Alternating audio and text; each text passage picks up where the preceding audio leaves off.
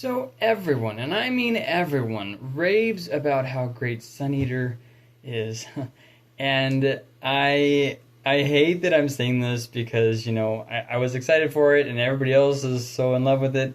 I really wanted to like it and I just didn't. It just fell flat on its face for me.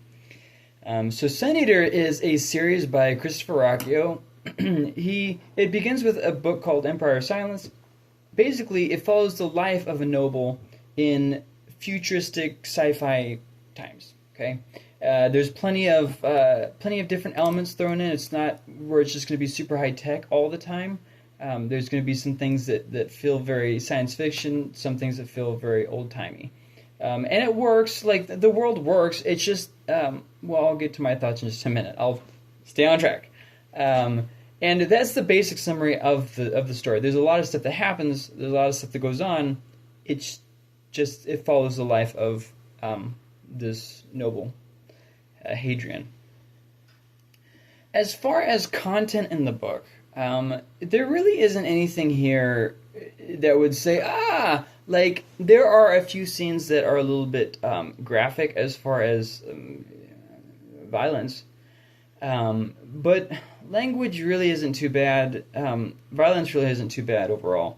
And sexual content is very minimal. There really isn't anything here too bad. It's a very, very, well-developed world. So there are religious aspects and all these different things. And it feels like a real world. I'll say that.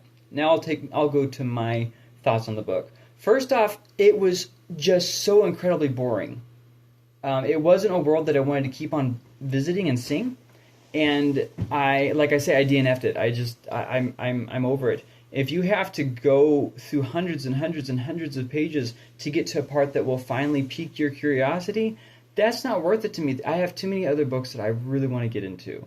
And I understand slow burners. I'm a big fantasy fan. I totally get it. Dragon Bone Chair, that's just one big long slow burn. Like, I totally understand. But for this, it didn't feel like it was a world that I actually wanted to slow burn in. You know what I mean? Whereas Tad Williams made a world where I did want to kind of slowly plod through. That's not the case for what I found in Empire of Silence.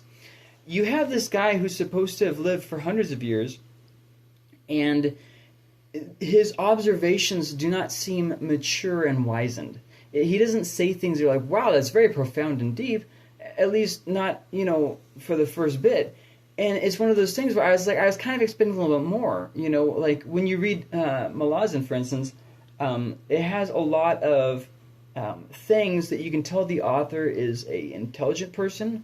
And even if you don't necessarily agree with things, it's more, a philosophical pondering. Well, somebody who's lived hundreds of years, I can imagine they probably would have a little bit of philosophical pondering for having all that time to think and for living all this time and all that stuff. But I really didn't feel like this was a wizened old man. I just felt like this was, just a blah person. And I know that people don't agree with me. I get that. I'm not trying to say something everybody's going to agree with. I'm trying to say my feelings on the book. I was greatly disappointed. I felt like it was boring.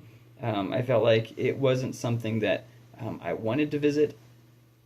I didn't feel like there were any characters that I was really cheering for, that I really liked. And I'm not just talking about, characters that weren't good.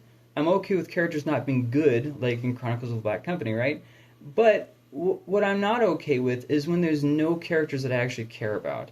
This is one of the biggest problems I have with mystery books written by modern mystery books written by women. Is typically they'll have a bunch of characters that you don't like, and I don't know why they do that, but I don't like it, and that's exactly what I felt like was happening here. It just I didn't like it. I will say science fiction is a really hard sell for me.